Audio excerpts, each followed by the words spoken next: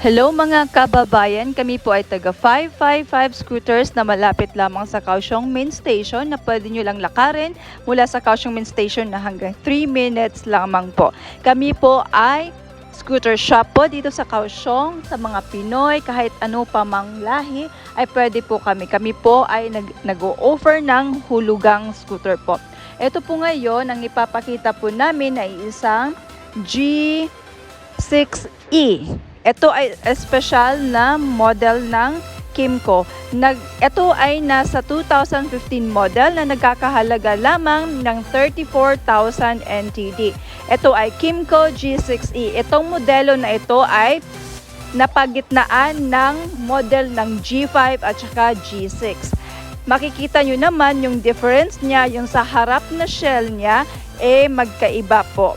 Magkaiba po sa G5 na racing po. Magkaiba po siya. Ito po yung yung parang sa labas niya is parang siya na type. Yung parang ibang itsura niya, okay?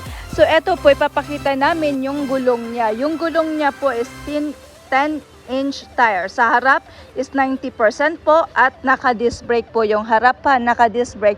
Ito po ay 90%. Sa may likuran naman po ipapakita namin pareho silang 10-inch. Ito po ay nasa 80%. Nasa 80% po at naka-double disc brake po. Naka-double disc brake po. Ay, double shock, sorry. Naka-double shock po, hindi po disc brake ha. Double shock. Single disc brake lang po. Double shock po siya. Ito at saka sa kabila. At meron po tayong footrest po. Meron po tayong footrest ha. Ang kulay niya po is puti. Okay, dito naman po tayo. Ipapakita natin yung box, yung compartment niya. Papakita natin, ito yung compartment niya. Malaki po siya. Yung compartment niya ay napakalaki po. At ang milya niya po ay nasa 12,099. Nasa 12,099 po yung mileage niya. Ngayon po, papaanda rin po namin para mapakinggan nyo po yung tunog ng makina.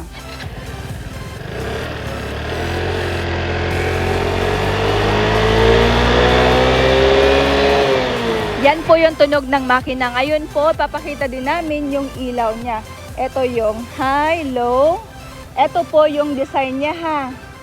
Nasa ilaw. Ito yung left indicator. Right indicator. Sa may likuran naman po ipapakita din namin. Ito yung indicator niya at ito po yung brake light. Okay po. Ito pala yung tambutso niya ha, yung tambutso niya. Okay, ito po. Ito po yung scooter po ha. Kung kailangan nyo pa ng iba pang detalye, maaari lamang magmensahe sa aming Facebook page, the 555 Scooters, or tumawag sa aming hotline po. Maraming salamat po mga kababayan. Kami po ay nag-iwan ng mensahe na ride safe. Maraming salamat po.